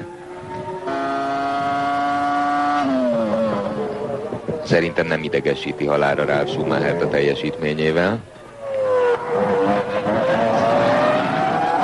Nem rossz. Gyönyörű, 3,5 másodperc. Édes Istenem. Gondoljanak bele, 70 körös a verseny, vegyünk csak 3 másodpercet. Az azt jelenti, hogy az 210 másodperc, ugye jól számolok, Gyuszikám, az pedig annyit jelent a 210 másodperc, hogy ez egy olyan 3,5 perc a differencia a célba érkezésnél, az első helyezett. 3,5 óra? 3,5 perc. 3,5 óra Gyula, az alatt autót cserél. 3,5 perc arra gondolt, hogy tulajdonképpen akár 2 kört is kaphatnak itt majd a versenyen. Hát 3,5 perc az gyönyörű, abban benne van 2 gusztusos kis kör. Jaj. Ezen a 3,5 órán még dolgozzunk. Lehet, hogy eljutnak oda hamarosan. Te matekból hányas voltál egyébként? Komolyan mondom, nem akarlak itt izgatni. Jó voltam. Jó voltam? Nem látszik. Verstappen az élen egészen eddig. Most itt szerintem ez dobni fogja. Most megnyerni az időmérőedzést, akkor szerintem itt... Elkezdem aggódni, érted? Majd add ide a fizetésedet, beosztom. Jos Verstappen, aki egyébként hozzáteszem a mezőny egyik leggyorsabb versenyzője, csak soha nem sikerült versenyautóba ülnie, ahol ezt be is tudná bizonyítani. Rendkívül agresszív, és mindent tud a Forma 1-ről, amit tudni illik, de hát az első mérponton 1,1 másodperc a különbség. Sikerülhet bejönnie úgy a 18-19-20. hely valamelyikére. Így lesznek remek elsőinkből utolsó. A tegnapi időmérőn 7 másodperccel megverte Schumacher. Szerintem most annyit nem fog kapni tőle. Ennek kiabáld el, még bármi lehet akkor. De mondjuk 7-et nem fog kapni, Düsszérbe igazad van. Már 2,2 másodperc, majd 2,3 az időkülönbség a második mérponton. Frentzen küzd. Minardi is küzd szegénykén. Értelme nem sok van. Gyönyörű, a kanyar kombinációban van egy 15-nél. Na itt fejezte be a körét rá Schumacher. 19. Jól satszoltam, 18-19-20, közepén a 19. hely. Nagy az öröm a Minardinál. Ralf Schumacher megköszöni a szerelőinek. Ebben az évben harmadszor szerezte meg az első rajthelyről való indulás jogát.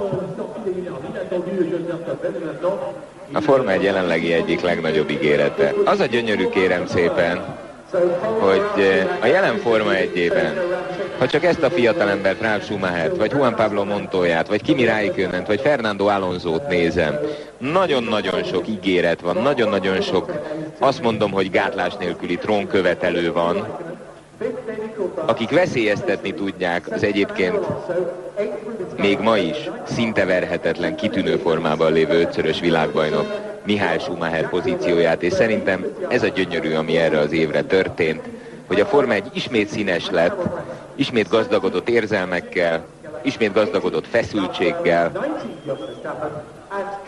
ismét nem lefutott egy meccs, és hogyha a rajtrácsot nézem, Ralf Schumacher, Montoya, Michael Schumacher, Raikkonen, Coulthard, Trulli, Alonso, Barrichello, Webber és Panis az első 10 helyezett sorrendje. Én azt mondom, hogy holnap 2-kor üljenek le a tévé elé, és nézzék meg velünk együtt a rajtot, mert ebből ott még bármi lehet. Tehát Michael Schumacher, hát nem mondom azt, hogy kimagasló az éjszakája, és nézzék meg a gumiháborút. A kis kék, az a Michelin, a kis piros, a Bridgestone, hát ennél demonstratívabban nem lehet megmutatni, hogy mi itt a bibi. Illetve, hogy nem is bibi, hogy mi az a paraméter, aminek alapján ez a rajtsorrend alakult ki. Szóval, hogy nézik, 2 Williams BMW, 1 Ferrari, 2 McLaren Mercedes. Hát Michael Schumacher átment mortadellával 2 zsömleszelet között. Hogy mi lesz ebből a kis felvágottból, az holnap délután derül ki, de ez megint egy jó rajt lesz magunk között szólva, és a Manicuri pálya célegyenesének vége sem hagy kívánnivalót maga után, mert ahogy a célegyenest elhagyják egy ilyen durva balosba, abból jön egy jobbos, és hogyha a durva balost valaki lerövidít és úgy gondolja, hogy ez neki nem sikerül, akkor jön egy finom kis kavicsány, amin átrepülve rögtön megérkezik a gyorsabb helyen lévő játékos oldalába. A Schumacher testvérek egyre többször látni azt, hogy az ifjabb áll elől, és az idősebb egy picit hátrébb. Érkeznek az interjúra. Rövid reklám, aztán ne menjenek el, jön a riport.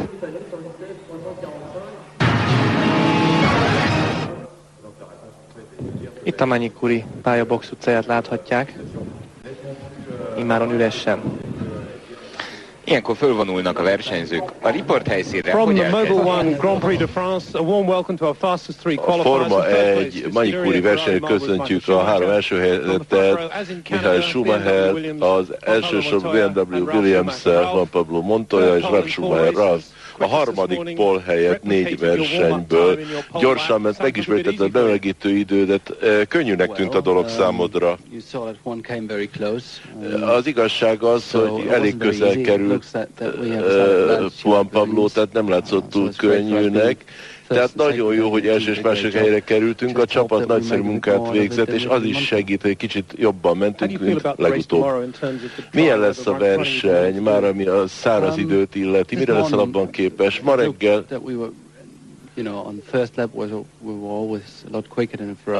első szinten mindig sokkal gyorsabbak voltunk, mint a Ferrari, tehát nagyon követősen gyorsak voltak ők is, és nagyon kemény verseny lesz a McLaren számára, és úgyhogy meglátjuk.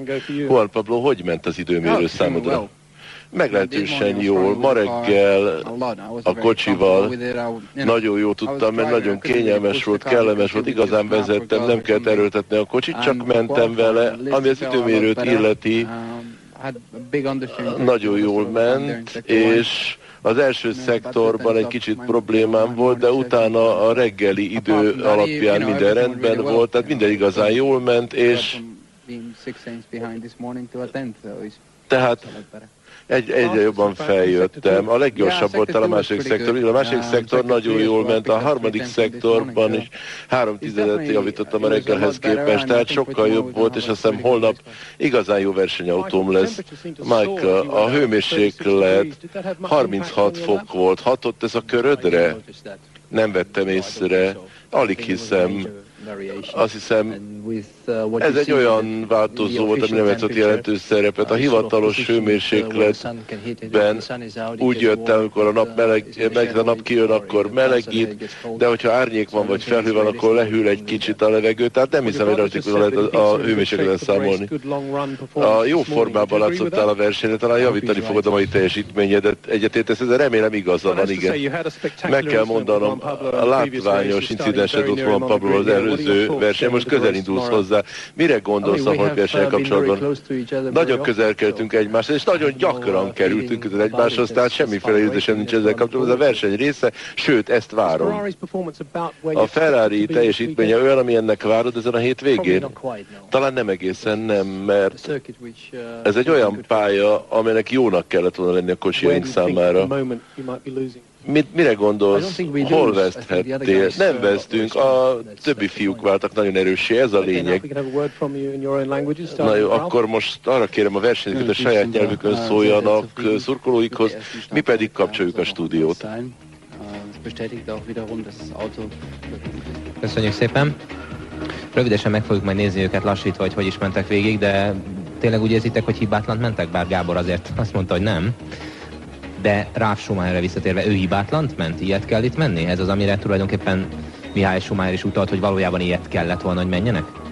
Hát, hogyha megnézzük ugye a sorrendet, hogy most hol állnak, akkor abszolút hibátlan megy, sőt, most még ott 1/10 hibáztatott volna, még akkor is jó lenne Montoya előtt. Ugye megváltozott a pálya tavaly óta, az időjárás sem volt ideális, ugye a hétvége során elég sokat változott, tehát nem tudták még közel azt az ideális beállítást sem megtalálni, amit ezzel a taktikával, hogy ugye már a holnapi napra kell tankolni, ezzel be tudtak volna lőni az autókhoz. Ő jót ment, igazán egy valaki rontott, amit itt a Gábor említett az edzésköre alatt, Kimi Räikkönen volt az, aki ott hagyott néhány tizedet a pályán, de véleményem szerint ezt mindenki úgymond így hazavezette az autóját, tehát mindenki megcsinálta azt, amit itt kellett. Azokban a szituációkban, amikor éppen jönnek ki a versenyzők, és mi odafutunk, amikor kimegyünk egy versenyen, és oda tudjuk éppen a mikrofont, akkor sokszor hangzik el egyébként például Montoya szájából, hogy tudtam volna jobbat, akkor, amikor mondjuk ő ment a legjobbat, vagy Ralf Schumacher is mondott már ilyet. Mihály Schumachert így nem lehet elkapni, tehát ő még nem tudott ilyet mondani. De az előző kérdésemmel arra utaltam, hogy ti fel tudtatok volna fedezni olyan pontokat ebben így látványra, amin azért javíthattak volna? Nem, ez külső szemlő nem tudja, de látványra képtelenség eldönteni. Itt olyan nüanszokról van, amit csak a pilóta érez bent, a pilóta fülkéből, ő van végül is összeköttetésben az autóval, és ő nagyon jól tudja az előző köreihez képest, meg abból, amit még ki lehetne hozni az autóból, mi az az idő, ami még benne marad, de ezt csak belülről lehet érezni, szemre csak viszonylag nagyobb hibákat lehet meglátni, tehát olyan kis korrekciókat kívülről meg sem lát az ember, amit ők korrekciónak vélnek, vagy utólag azt mondják, hogy igen, ott maradt 500 másodperc, tehát végül is, hogyha a 100 másodperceket összeadjuk, ezek a kis hibák adják ki végül is a különbséget, de ezt kívülről nem lehet. Bakia már akkora volt, hogy azt látni lehetett? Hát nyilvánvaló, tehát ami képernyőn látszik, az már egy nagyobb baki. Itt ez a féktáv. Érdekes egyébként, hogy itt a végsebességmérés már a féktávra tették be, tehát az autók végsebességét konkrétan az egyenesben nem láthattuk, hanem azt láthattuk, hogy körülbelül ki mikor kezdett el fékezni, és ilyen 165-170 km/s sebességgel kapta el őket ugye ott a időmérésnek és a fotocellának a jele. Az volt egyébként érdekes, hogy Mihály Schumacher volt talán szerintem ezen a ponton a leggyorsabb, ha jól emlékszem, 176 km/h sebességgel, tehát ő nagyon későn fékezett, és ő volt tulajdonképpen, aki lassult az egyes mért szakaszokban. Igen, Schumacher az elején volt a leggyorsabb, az első szektorban, az egyenes végéig, és utána a belső szakaszokon vesztett, hogy az autóbeállítási kérdése, tehát valamivel kisebb légellenállással, kisebb leszorító erővel ment, és ezért tudott az egyenesbe gyorsabb lenni, és aztán a középső kanyargósabb szakaszokon veszteni, vagy pedig a gumikérdés, tehát hogy a Bristol, a Michelinhez képest a belső szakaszon kevésbé teljesít jól, ezt megint csak nagyon nehéz így ránézésre megsatszolni. Tulajdonképpen azért kérdeztem ezt tőled, mert hát nem is tudom, hogy ezt minek nevezik, szóval a Hobbitban, amiben világbajnok vagy, ott azért ez sok mérték, vagy nagy mértékben kijön, amikor próbálgatod a pályákat, nem? Hogy valójában amit mi nem látunk, azt ott hogy kell nézni ahhoz, hogy lásd, és hogy menj bele abba a kanyarba.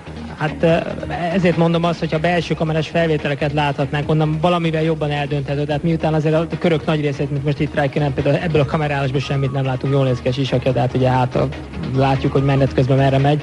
Tehát a külső képekben nem lehet megmondani. Egyébként még sokkal jobban lehet látni, hogyha valaki ott ül a helyszínen, és hallja hozzá a motor hangját is, és pontosan látja, hogy viselkedik az autó, még az is többet mond valamivel. De így a képernyő egy csomó mindent picit torzít, illetve nem is torzít, csak megszűr olyan információkat, amit láthat kéne ahhoz, hogy pontosan el tud dönteni, hogy ez versenyzői hiba volt-e ott, vagy nem. Térjünk rá a holnapi versenyre. Az előzmények után most már tudjuk ugye, hogy mi lesz a rajtsorrend, de valójában ez a rajtsorrend mennyiben fedheti az autók jelenlegi készültségi fokát? Gondolok itt arra, hogy Robi, te azt mondtad, a Mercedes már 75%-ban az új Mercedes, ha még nem is a legújabb. A Ferrari talán nem olyan jó a Bridgestonnal, mint ahogy azt elvileg várnák. Szóval, hogy ezzel mennyire fedheti ez a rajtsorrend a holnapi erős sorrendet a verseny alatt? Hogyha most nem beszélnénk a betöltött üzemanyag mennyiségéről, akkor azt tudnám mondani, hogy ez most a jelenlegi állásnak megfelelően reális, és a Williams annyival van a Ferrari és Schumacher előtt, hogy Michelin van az autókon és nem Bridgestone. Azon kívül, hogyha itt a holnapi rajtról beszélünk, akkor fontos lehet az, hogy ezen a pályán a célegyenest követően csak jókora távolságra van szűknek nevezhető kanyar, tehát van idő helyezkedni, van idő úgymond fogást keresni a másikon, tehát nem kell rögtön azonnal izomból rákészülni a pilótáknak, hogy egy kemény féktáv jön és valahová be kell fordulni. Lásd Nürburgring, ugye ott az a széles kanyar, amit most ma itt az adás előtt ismételtünk is. Tehát van idő a pilótáknak erre rákészülni. Az erős sorrenddel kapcsolatban tényleg most annyi, hogy a Williams BMW-nek borzasztóan fut a szekér, a Ferrari Schumachernek köszönhetően tudja tartani itt a lépést. A McLarennél pedig véleményem szerint az új autót, bár még hivatalosan nem mutatták be, de biztos vagyok benne, hogy ott se buta emberek dolgoznak, biztos vagyok benne, hogy olyan 70-75%-ban az új fejlesztések már ebben az autóban javában üzemelnek. Beszéljünk egy kicsit a bulvár részéről a Forma 1-nek, a pletykákról, amelyek elindultak, tehát most már nagyon furcsa dolgokat lehet hallani, legalábbis első hallásra, ugye, hogy Pizzonia elmegy a Jaguártól például a helyére.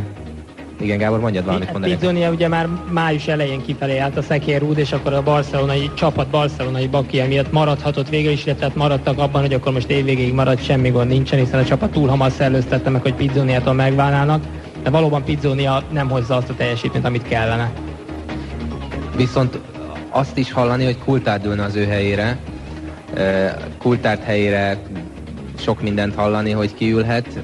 Hát ilyenkor nyár közepén azt tudni kell, hogy mindig elindul a találgatás, és mindig nagyon sok olyan kacsa röppent föl, amit azért utána később szeptemberben, októberben azért már megmosolygunk, hogy még ilyen dolgoknak is fölöltünk, illetve ezeket a dolgokat egy picit is komolyan vettük. Ezeknek általában úgy, hogy ez a bulvár része a dolognak, mert tényeket még nem lehet tudni. Ez tisztán a bulvár része. Ezt valaki földobja, a csapatokról beszélni kell, Robival beszélgettünk, hogy a Sauber most szóba került a Mercedes-szel is, szóba került az, hogy Barrichello esetleg a Sauberhez átmegy, de akkor marad a Ferrari motor. Csupa olyan dolog, ami csak azért kell, hogy a csapatokról beszéljenek, hogy kicsit szó legyen róluk, mert ugye Sauberről igazából ebbe az évben csak negatívokban lehet beszélni, hiszen borzasztó sokat vesztettek az eddigi jó pozíciójukból, és óriási tervezési hibának köszönhetően az autó rendkívül rosszra sikerült idén. Úgyhogy ilyenkor mindig elindul. Ez a július, augusztus, szeptember eleje mindig ezzel telik el, és aztán tiszta vizet öntenek a pohárba, amikor kiderülnek a valós felállások, hogy ki hova szerződik konkrétan, és olyankor lehet nagyon jókat mosolyogni ezeken a nyár közepi végül is kacsákon. A legszebb számomra az, hogy Irvine visszajönne. Mármint nem az, hogy visszajönne, hanem hogy elvileg a pletyka szerint esélye van arra, hogy visszajöjjön. Sok mindenre van esély, de én most azt úgy látom, hogy arra nincs sok szansz, hogy úgymond eddig nem szerepelt pilóta, tehát új pilóta jöjjön ide a 20 versenyző közé, tehát valaki úgymond kipontozódjon a mostaniak közül. Véleményem szerint a jelenlévő versenyzőkkel oldódik meg majd itt a pilóta bőrzének a kérdése, hiszen sem a Formula 3000, sem a kart, sem az Indy Racing League most nem áll úgy pilótában és tehetség dolgában, sem pénzzel saját maga mögött természetesen, hogy jöhetne ide a Formula 1-be, de erre lehet majd rácáfolni ugye olyan húzásokkal, mint amilyen Ralph Furman megjelent itt az utolsó előtti pillanatban, és mégis beült az autóba. Hát köszönöm szépen, hogy itt voltatok velünk. Gyorsan egy félmondatos jóslatot. Robi, szerinted illetve mi lesz az első 3 sorrendje? Hát holnap? Persze, a lottószámokat is talán akkor mondjam meg. Hogy ennyire konkrét voltál, igyekszem konkrét lenni, és itt próbáltam itt már egy Montoya, Coulthard, Trulli nagyon merész első 3-at jósolgatni. Montoya, Coulthard, Trulli? Hát most miért csodálkozol? Te kérdezted, hogy mondjam az első 3-at, ezt fogjuk fel akár egy ilyen szombat délutáni tréfának, de persze ez nem tréfa, hogyha a versenyre jósolunk. Én Michelin erősséget gondolok, és Montoya, Coulthard, Trullit írjuk fel valahova, aztán legfeljebb nem jön be. Gábor? Williams győzelem, de nagyon kíváncsi vagyok a Renault és Barrichello taktikájára. Jaj, hogy kivárta magát. Köszönöm szépen, hogy itt voltatok, önöknek, hogy minket néztek. Holnap tehát következik a verseny. Viszontlátásra!